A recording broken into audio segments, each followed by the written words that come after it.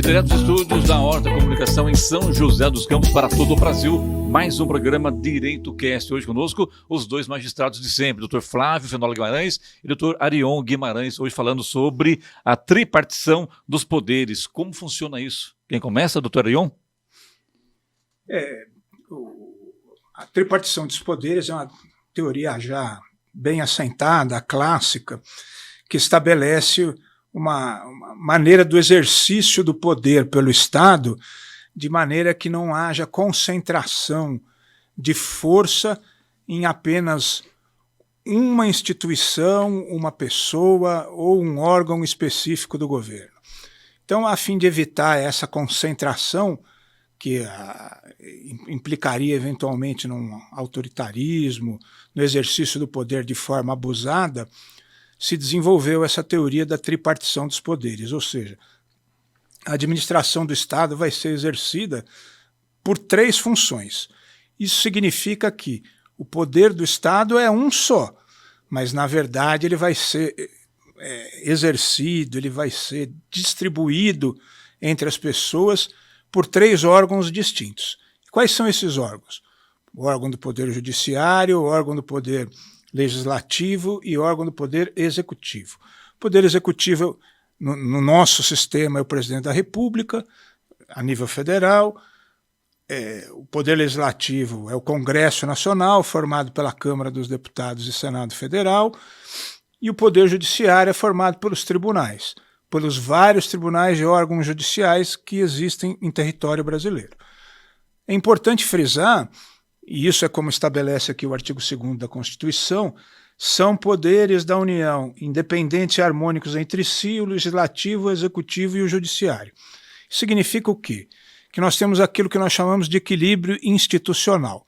Esse equilíbrio institucional ele vai se dar em duas facetas, em duas moedas, de um lado positivo e de um lado negativo. Qual é esse lado positivo? Os três poderes têm que trabalhar de forma cooperativa, visando a um fim comum, que é o bem-estar da sociedade. Isso significa que todos os três têm que agir num sentido só. E o sentido negativo, pode até parecer redundante, mas no sentido negativo esse equilíbrio institucional deve se dar de maneira que um poder não atrapalhe o outro e não interfira nas suas funções. Tanto é que, em regra, isso serve para qualquer um dos três poderes, interferir perante os outros poderes significa, muitas vezes, em crime de responsabilidade, em eventual responsabilização, vai ser chamada à ordem daquele representante do poder que estiver invadindo ou obstando a ação dos outros poderes.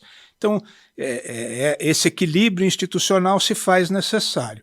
E cada órgão do Estado, cada ramo do Estado vai exercer a sua função de maneira independente. Seria mais ou menos no Executivo o Presidente da República, Legislativo, deputados e senadores, e também o Supremo Tribunal Federal. Seria isso ou não? Exatamente. Na esfera estadual seria governador, seriam os deputados estaduais e mais o Tribunal de Justiça. Perfeito. E depois no município, prefeito, vereadores e os juízes de primeira instância, seria isso, né? É importante observar, para complementar essa ideia, que o Brasil é uma federação. E essa federação significa o quê? Para que todos possamos compreender. Na verdade, é uma sociedade em que esses sócios que vão trabalhar em conjunto são a União Federal, os Estados Federados, os municípios e o Distrito Federal. Então, esse grupo de entes, de entidades se unem e trabalham em conjunto. Isso é a federação. E cada uma dessas esferas tem os seus órgãos de poder. Entendi. Agora, como fica, doutor Flávio, a organização do Poder Judiciário em termos de Brasil, de estados e também nos municípios? Tá. Primeiramente, eu queria complementar de um dado. Essa ideia de tripartição dos poderes não é nova. Saudoso mestre Celso Ribeiro Bastos, grande constitucionalista brasileiro, ele coloca num livro dele que essa ideia de tripartição dos poderes, ela vem desde Aristóteles, mas ela se tornou mais visível com a Revolução Francesa, com as ideias de Montesquieu. Por quê? Existiu o absolutismo, um poder centralizado na monarquia. Né? E por que tem essa ideia de tripartição de poderes? Porque para você organizar o Estado, para você gerir um Estado, é melhor você ter cada função fazendo o seu papel. Então nós temos até hoje essa tripartição com funções típicas e atípicas de cada poder. Então, qual é a função típica do poder executivo? É executar as leis, é governar. Né? Qual é a função do poder legislativo? É, primordialmente, fazer as leis. Os representantes do povo, eles fazem as leis de acordo com o interesse da sociedade. Também tem outras funções, como a fiscalização dos atos do governo, do executivo. E o poder judiciário, qual é a função? Julgar os casos que são eles levados, aplicar o direito ao caso concreto, dar a cada um o que é seu. Então essa é a primeira ideia. Mas falando um pouco de organização judiciária. Mas antes disso, já que você tocou nesse assunto, eu acho interessante, é quando você fala que, na verdade, seria a lógica essa, né? Mas nem sempre isso acontece, né? Que precisa ter a interferência do judiciário para poder amenizar a situação, porque a coisa é complicada, né? Na verdade, o Clemente, tudo vai acabar no judiciário, porque se houver lesão de algum direito, e a Constituição é clara nisso, o judiciário não pode ser excluído de apreciar qualquer lesão a direito. Então, ele tem a obrigação de interferir. Então, se o presidente, o governador, o prefeito pratica um ato ilegal, lesando algum direito, vai acabar no judiciário, que vai dizer o direito ao caso concreto. Se a Casa Legislativa formula uma lei, faz uma lei inconstitucional, vai acabar no Poder Judiciário também. Então, tudo acaba no judiciário, que vai resolver as questões. Agora, o que não pode é o judiciário gerir a nação. O judiciário não pode ter esse chamado ativismo judicial de tudo ter que passar pelo Poder Judiciário. Aí nós vamos ver uma ditadura do Poder Judiciário. Tem que ter a democracia, a liberdade, né? Exatamente. Cada um tem a sua liberdade dentro daquilo que manda a Constituição. Falando numa linguagem assim, cada um no seu quadrado. Entendi. Cada um faz aquela função típica. E, eventualmente, se houver alguma lesão, vai acabar no judiciário. Por isso, hoje, o judiciário está tão em evidência, né, Entendi. nos meios. Doutor Flávio, agora a organização do Poder Judiciário. Isso. A Constituição ela fala da organização, como o Arion já falou, que são órgãos do Poder Judiciário, o Supremo Tribunal Federal, que é o órgão máximo, né, que não há uma hierarquia, o ministro manda no desembargador, o desembargador manda, não é essa hierarquia. A hierarquia apenas é um escalonamento de forma recursal, de instância, de quem diz a última palavra. E o Supremo tem como função primordial guardar a Constituição. Tudo que violar a Constituição, o Supremo vai dizer se é ou não constitucional aquela lei, aquele ato. Né? Era composto por 11 ministros, né? E depois nós temos também o Superior Tribunal de Justiça, que é um outro tribunal também que fica em Brasília, que nós temos 33 ministros, que vai julgar primordialmente as decisões contraditórias, diferentes sobre o mesmo assunto, quando se viola uma lei federal, com a interpretação da lei federal, veja que o Supremo não é. Pode chegar no Supremo também, se essa lei federal violar um artigo da Constituição. Entendi. Né? Mas se ela não violar o artigo da Constituição... Prevalece a determinação do STJ. Isso, exatamente. Entendi. Então, não é que vai necessariamente ir para o STJ. Pode terminar ali no Superior Tribunal de Justiça. Isso. Falando dos tribunais superiores, em Brasília nós temos também o Tribunal Superior Eleitoral, que é o órgão máximo da Justiça Eleitoral, né? Depois nós vamos falar detalhadamente sobre cada uma justiça.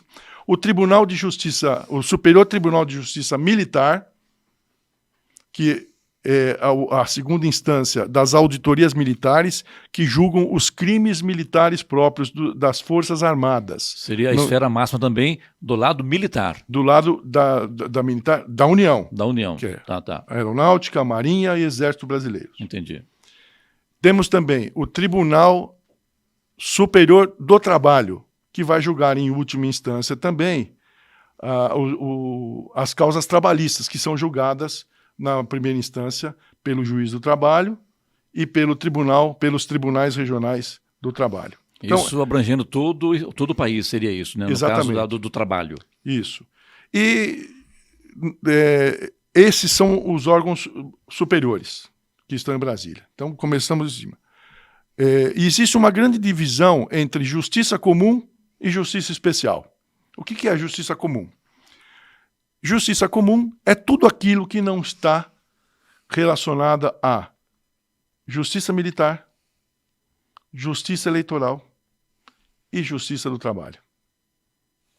Todas as outras causas, e pode ver que nós falamos que é uma competência residual, aí no caso da justiça comum estadual, tudo que não for essas três vai ser julgado pela justiça comum. Então, o grande número de processos está na justiça estadual, está na justiça comum. E essa justiça comum, ela se divide em federal e estadual. A federal é também uma justiça comum, o que não for aquele especial vai ser julgada pela Justiça Federal, pelos juízes federais e pelos tribunais regionais federais. A competência dessa justiça tem a ver com quando a União, suas autarquias ou empresas públicas têm interesse na causa. Por exemplo, um furto ou um roubo contra a Caixa Econômica Federal, que é uma autarquia, é julgado pela Justiça Federal. Agora, se você furtar ou roubar o Banco do Brasil, é Justiça Estadual. Porque o Banco do Brasil não é autarquia. Não está ligado mais ao governo. Não está ligado ao governo federal. Não está ligado. Não, é autarquia. Tá, é uma sociedade de economia mista. Entendi. Então, só para poder diferenciar. Entendi. Né? Por exemplo, os crimes que acontecem, então, na esfera dos órgãos federais... Justiça Federal. O resto é justiça comum. Isso. Os crimes eleitorais são julgados pela Justiça Eleitoral. Entendi. Né? Por exemplo, um crime de falso testemunho praticado numa audiência da Justiça do Trabalho. A Justiça do Trabalho é uma justiça federal também, federalizada. Isso. Vai ser julgado pelo juiz federal, pela vara criminal federal, não é pela vara da Justiça Estadual. Mas a lei é uma só ou não? Ou tem diferenciação, por exemplo, de uma pessoa cometer um crime ligado à justiça comum e outra à federal? A pena que ele pode ser aplicada a esse cidadão é diferenciada ou não? Via de regra não, mas a lei pode fazer uma exceção. Mas o que eu estou dizendo assim, qual é a vítima, vamos dizer assim, de um falso testemunho praticado na Justiça do Trabalho? É a União, porque é uma justiça federalizada. Por isso que é para a Justiça Federal. Agora, se você comete o mesmo crime de falso testemunho na Justiça Comum estadual, vai ser julgado pela Justiça Estadual. Aliás, não é dúvida para ninguém o que está acontecendo na CPI da Covid em Brasília, por exemplo, que existem interessados em tumultuar a investigação, como lidar com uma coisa, e isso acaba sendo falso testemunho. Só que a gente sabe também que o poder da CPI é limitado, porque existe, além da CPI, existe o Supremo Tribunal Federal, que nesse caso entra nessa esfera ou não, doutor? Vai depender de quem vai ser investigado. Se o investigado tiver foro privilegiado ou foro por prerrogativo de função, vai ser julgado pelo Supremo Tribunal Federal, aí sim. Mas se for uma outra pessoa que não tem esse foro por prerrogativo de função, vai ser julgado na Justiça Comum. Aí a Justiça Federal, porque o Senado Federal é um órgão federal. Doutor Arion, no caso da Justiça Estadual, por exemplo, os fatos que mais aparecem na mesa dos juízes, quais são? São ligados a quê? São ligados a crimes comuns, são ligados na verdade, a denúncias, muitas vezes denúncias anônimas, muitas vezes denúncias que realmente não dizem nada. Como é que o juiz avalia isso? Na verdade, só para que se possa criar uma imagem dessa sopa de letras e órgãos que foi criada, é necessário a gente fixar uma imagem para que a gente possa ter uma representação de tudo isso. A imagem que eu costumo usar muitas vezes é a seguinte: o Poder Judiciário é um prédio, um imóvel, e você tem acesso a várias salas. Então essas salas estão distribuídas nesse prédio. E eu vou ingressar nesse prédio. Para que eu possa ingressar nessas várias salas, eu preciso de uma chave. E as minhas chaves só vão abrir determinadas salas.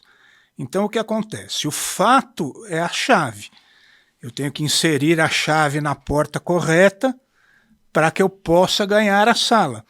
E o judiciário brasileiro funciona mais ou menos dessa forma. Diante de um determinado fato concreto, de um episódio fenomênico que se dá na realidade, eu vou levar a um determinado local para que se decida isso. E usando mais uma metáfora. Quando nós somos crianças ou adolescentes, nós queremos ir a uma festa. Nós vamos chegar para o nosso pai e vamos falar assim: pai, posso ir à festa? O pai vai falar: menino, pergunte para sua mãe, que é quem manda. Competência do judiciário é exatamente isso. Tem que ir aquela pessoa que vai decidir de fato aquele problema específico.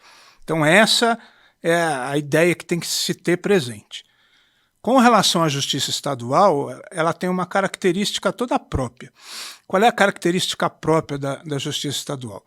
Ela é o que nós chamamos de uma justiça residual. Ou seja, tudo aquilo que não é examinado de forma específica pelos demais ramos do Poder Judiciário é examinado pela justiça estadual. Então, principalmente aquelas questões do dia a dia do cidadão, que é nascer, viver e morrer, são decididas pelos juízes estaduais. Por quê?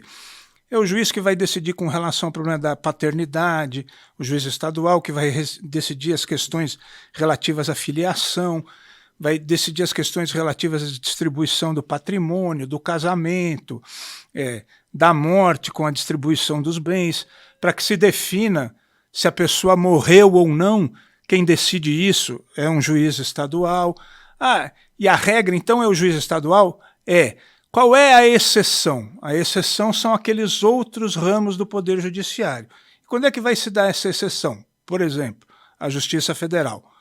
Como regra geral, eu vou ter essa exceção quando um dos envolvidos, um dos interessados é esse ente que nós chamamos União Federal, que é um daqueles sócios que eu mencionei no início. O fato desse sócio diferenciado estar envolvido no conflito manda que aquele órgão decida aquele problema específico. É importante notar, com relação ao problema da lei que é aplicada, que embora o Brasil seja um Estado federado, os limites legislativos dos estados e municípios são muito reduzidos.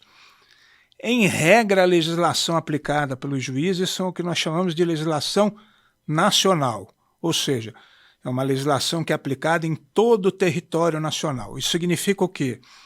O Código Penal é aplicado desde o Oiapoque até o Chuí, a mesma lei. Mas como é que eu vou ter certeza que isso vai ser aplicado da mesma forma? Nós vamos ter um tribunal específico, que é o Superior Tribunal de Justiça, para fazer isso, ou seja, que a interpretação, a aplicação dessa regra seja realizada de maneira uniforme. Muita briga se dá, mas nós tentamos fazer uma coisa só. Muito bem, é o nosso Direito Cast, direto dos estúdios da Aorta Comunicação em São José dos Campos para todo o Brasil. Hoje conosco aqui os doutores Arion Guimarães e Flávio Fenolo Guimarães, juízes em São José dos Campos. A pergunta outra é o seguinte: justiça do Estado, a justiça nos estados e nos municípios, doutor Flávio. Clemente, ao contrário do que nós temos nos Estados Unidos, que também é uma federação, a federação brasileira é um pouquinho diferente. Só para ter uma ideia, como nasceu a Federação Americana?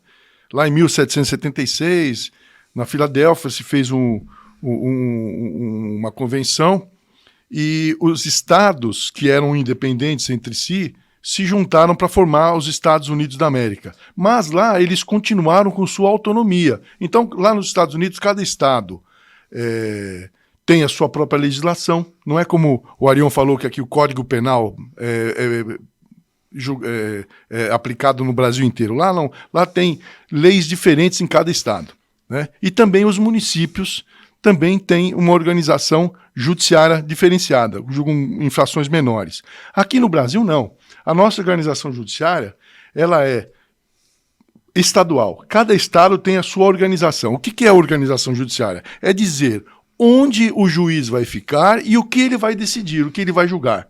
Nós temos varas comuns, que é um juiz só, por exemplo, numa cidade pequena, que tem apenas um juiz. Ele vai fazer todas as matérias, ele vai julgar tudo, ele vai ser o juiz que vai dizer quem é o pai da criança, ele vai dizer se a criança vai ser adotada, ele vai fazer o inventário, ele vai julgar o crime de furto, ele vai despejar a pessoa por falta de pagamento e assim por diante.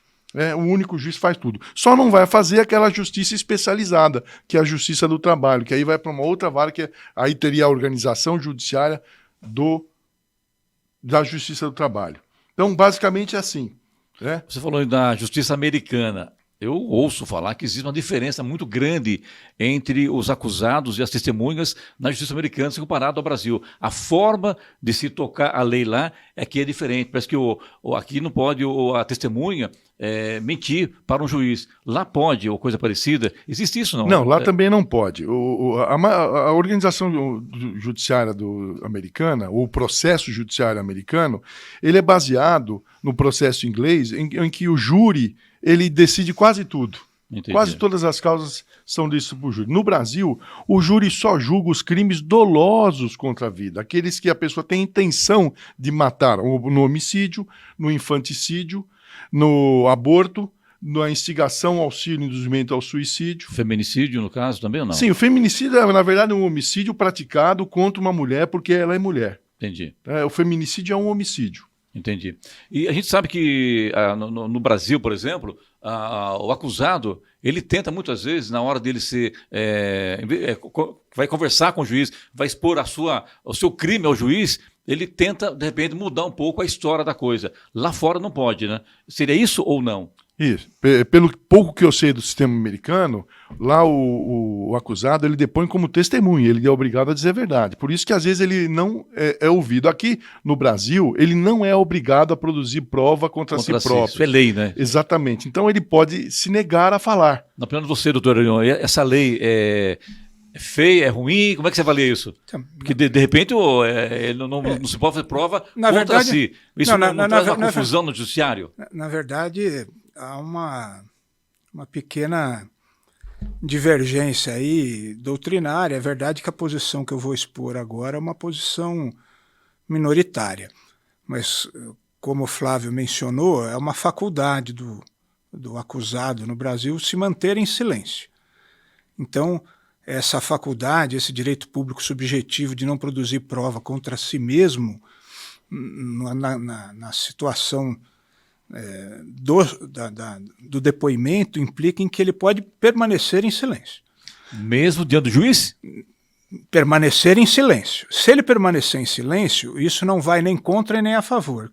Quem não fala, nada diz. Aí tem as consequências. Uma parte majoritária da doutrina diz: o acusado tem o direito de mentir. Uma outra parte que me parece mais adequada diz: todos têm o dever da verdade, de colaborar com o Poder Judiciário. Se lhe é dada a faculdade de permanecer em silêncio, permaneça em silêncio. Se você pretende falar, diga a verdade. Não procure alterar a verdade dos fatos e, em alterando a verdade dos fatos, prejudicar a apuração do fato, que é, na verdade, o que ele faz. Quando ele apresenta uma narrativa diversa daquela que efetivamente ocorreu, o que ele está procurando fazer? Enganar. E o direito e a moral, em princípio, não admitem essa postura. Então, se ele tem a faculdade de permanecer em silêncio, que o faça. Nada vai acontecer com ele. O fato de ficar em silêncio. Mas se ele falar, ele tem que dizer a verdade. Mas eu entendo um pouco o contrário do Arion, isso que é bom que o direito tem várias posições, né? E dá essa possibilidade. Exatamente. Também, né? Eu entendo que se ele tem o direito de não produzir prova contra si próprio, calando, ele não é obrigado a dizer a verdade. Mesmo porque não existe uma consequência jurídica por ele ter mentido. Não existe? Não, porque ele não depõe como testemunha. Ele só comete falso testemunho quem é testemunha. A testemunha, sim, que vai depor sobre os fatos, ela é obrigada a dizer a verdade. Então, se ela sabe e não fala, ela está cometendo crime de falso testemunho. Então, se ela fala uma mentira, ela está praticando crime de falso testemunho. Então, um acusado, então, ele não pode ser penalizado diante do juiz caso ele não esteja falando a verdade. Agora, a testemunha, se falar a mentira, se tentar enganar o juiz, ela pode receber voz de prisão na hora ali. Não, eu também sou contrário à voz de prisão de testemunha em audiência, porque no processo penal o juiz só vai dizer se a testemunha mentiu ou não quando ele analisar toda a prova. Entendi. Né? Então, inclusive, é uma regra que tem no Código de Processo Penal, que o juiz, quando ele proferir a decisão, ele vai dizer se a testemunha A, B ou C mentiu, e aí ele vai mandar essa sentença para o Ministério Público, que vai poder oferecer a denúncia contra a testemunha. Se eu não posso oferecer a denúncia no momento em que ela está depondo, eu também não posso prendê-la ali. Né? Isso é uma coisa. Mesmo porque eu não tenho também certeza absoluta, às vezes, que ela está mentindo.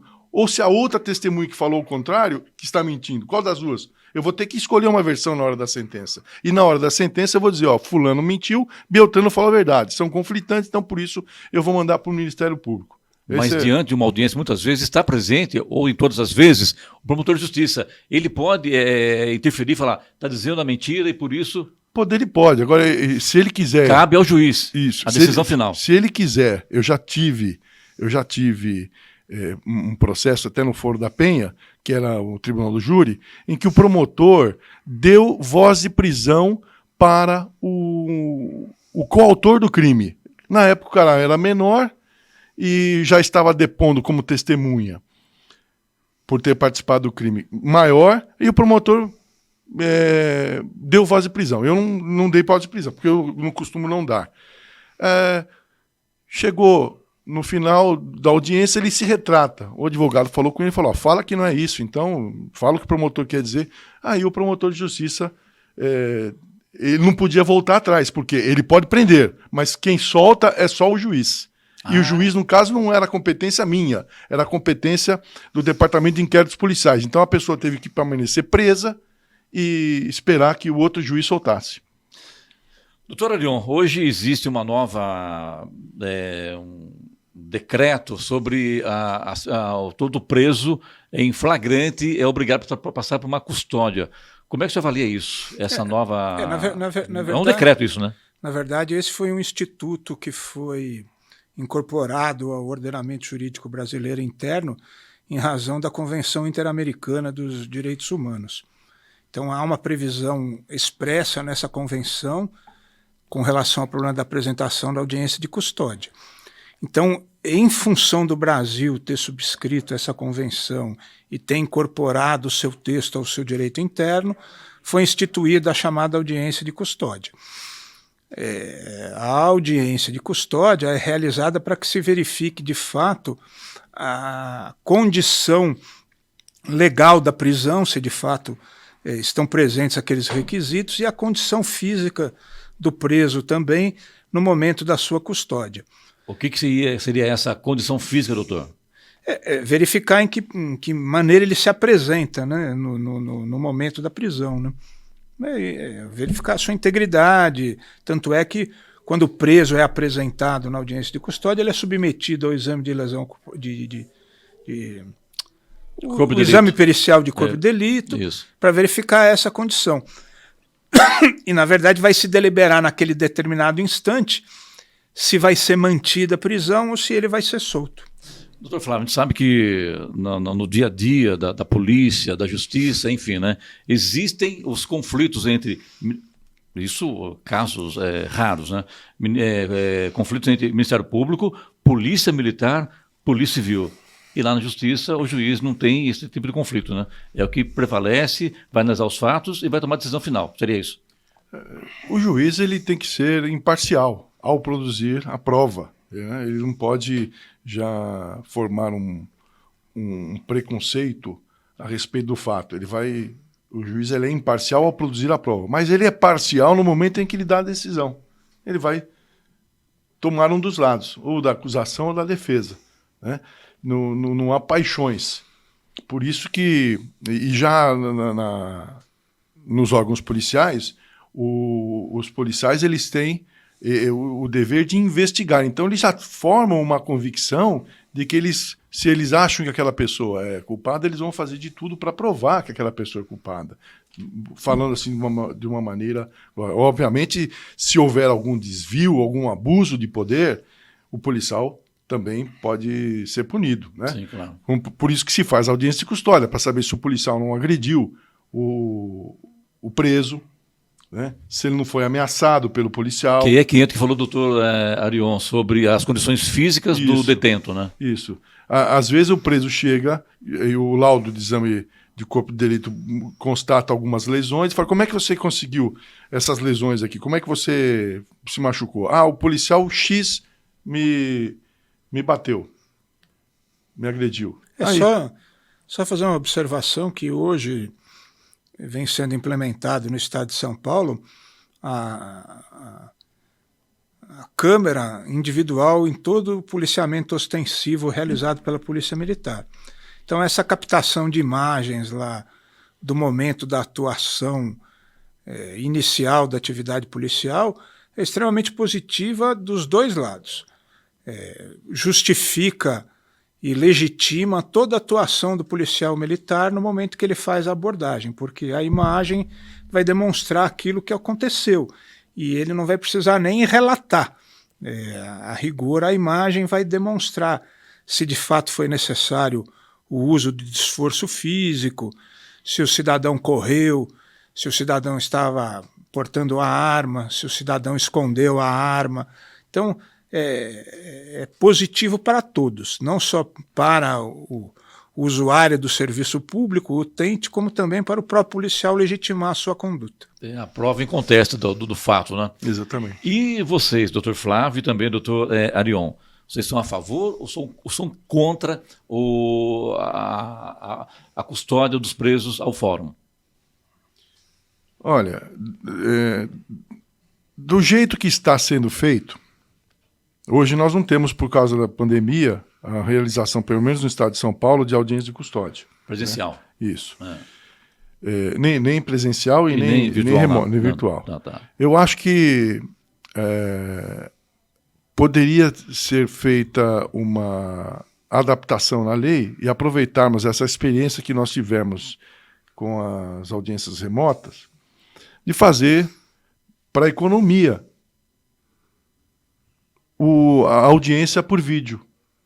Ou o preso está lá no presídio, tem uma câmera, pode ser uma câmera 360 graus, para dizer que ele está sozinho na sala, que ele não foi coagido nem nada.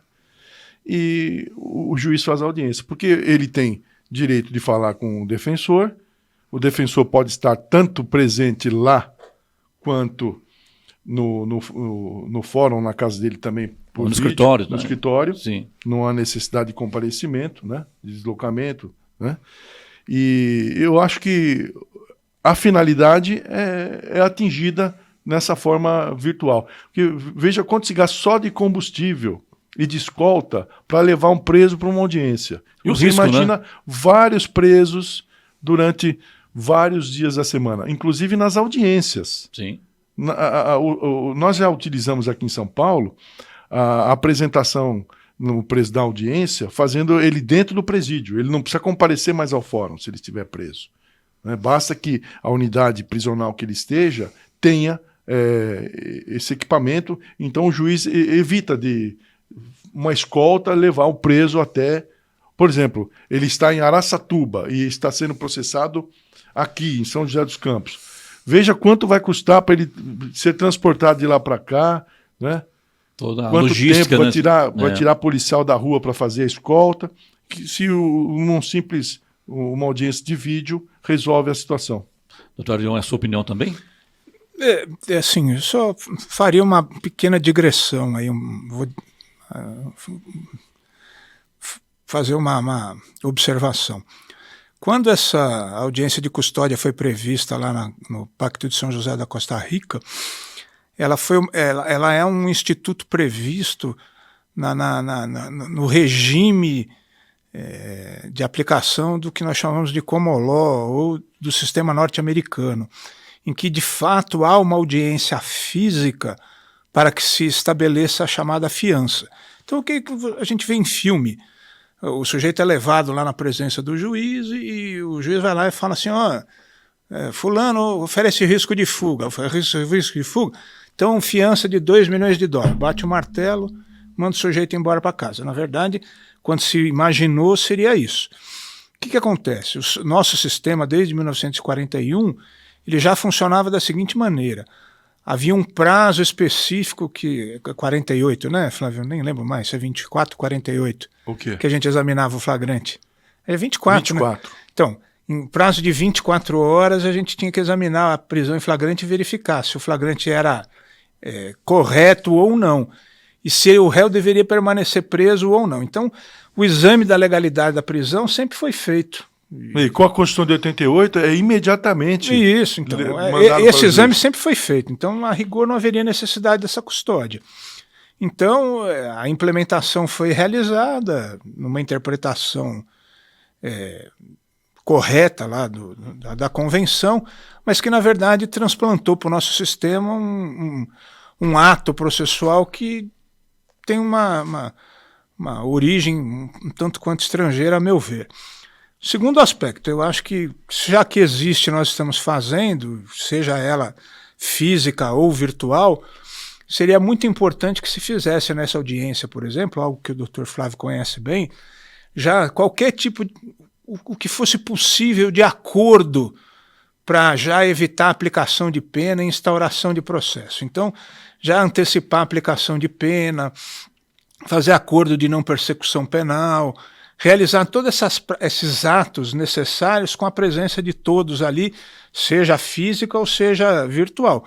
E já eliminar aquela prática de atos futuros. Se isso fosse realizado, seria extremamente positivo. Eu acho que seria um ganho com relação a isso.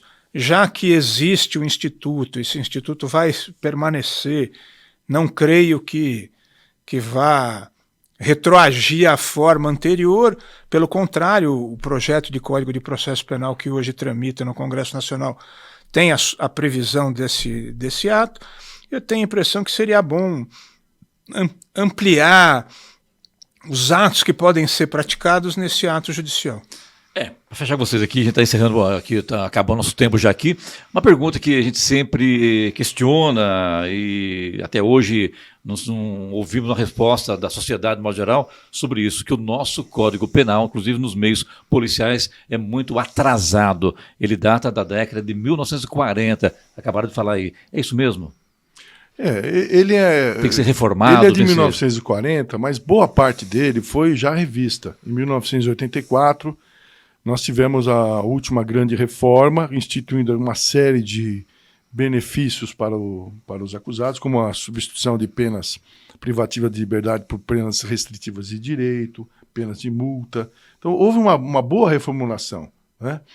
É claro que a lei ela tem que refletir o dinamismo da sociedade. Então, o que era crime em 1940, hoje você pode entender que é uma infração de menor potencial ofensivo. Lembro que nós tínhamos a lei de contravenções penais e o jogo do bicho era considerado uma contravenção penal até grave, né? Sim. Hoje ela é uma infração de menor potencial ofensivo, ela continua na lei das contravenções penais, mas ela está dentro de uma legislação mais permissiva. E só finalizando, lembrando que o sistema americano, complementando o que o Arião falou, já pegando o gancho dessa pergunta, ele permite ao acusador, ao Ministério Público de lá, que é o procurador, fazer uma série de interpretações, deixando até de praticar o processo penal sem entender necessário. Aqui no Brasil não, nós temos uma obrigatoriedade do Ministério Público em iniciar a ação penal, se ele entender que estão presentes os pressupostos legais, ele não pode abrir mão. Então nós temos alguns institutos no processo penal que vieram através da Lei 9.099, que é a transação penal, que nós podemos falar sobre isso no outro programa, em que o Ministério Público oferece uma proposta de pena de aplicação imediata e o sujeito não é processado, né? E agora, com a recente introdução do acordo de não persecução penal, ampliou-se um pouquinho essa margem. Aí ele já não é processado, ele também, mas ele tem obrigado a confessar aí, né?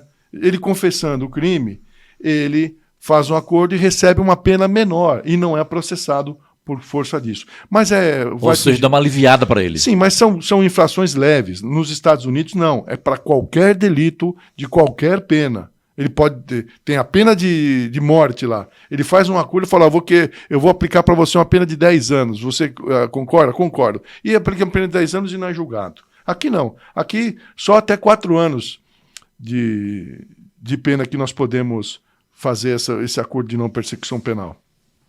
Doutor Arion? Na verdade, o que se questiona não é nem tanto a legislação penal em si. O Código Penal ele vem sendo remendado e atualizado ao longo do tempo. Você vê, hoje mesmo aqui foi mencionada a questão do feminicídio, é uma realidade social que se chamou a atenção, houve essa inclusão desse novo tipo penal. Então essa resposta, essa ampliação, essa alteração vem sendo feita de maneira paulatina. O que de fato ocorre é essa percepção, muitas vezes, que a sociedade tem da chamada impunidade. Mas se nós formos discutir as causas e do que vem a ser a efetiva impunidade, nós vamos precisar de um outro programa. A realidade é uma só. Não é tanto a questão da legislação em si que se mostra inadequada. É necessário realizar uma adequação ao sistema como um todo. É necessário que a gente faça uma boa reestruturada e é muito difícil, né? Não é fácil. É só observar entre os vários eixos que vêm sendo discutidos ao longo do tempo nas campanhas políticas, que geralmente se resumem a habitação, educação, salário, saneamento, né? E segurança pública, são os grandes, transporte e segurança pública. Então, geralmente as campanhas ficam em torno disso. E na segurança pública, o que se vê é que não há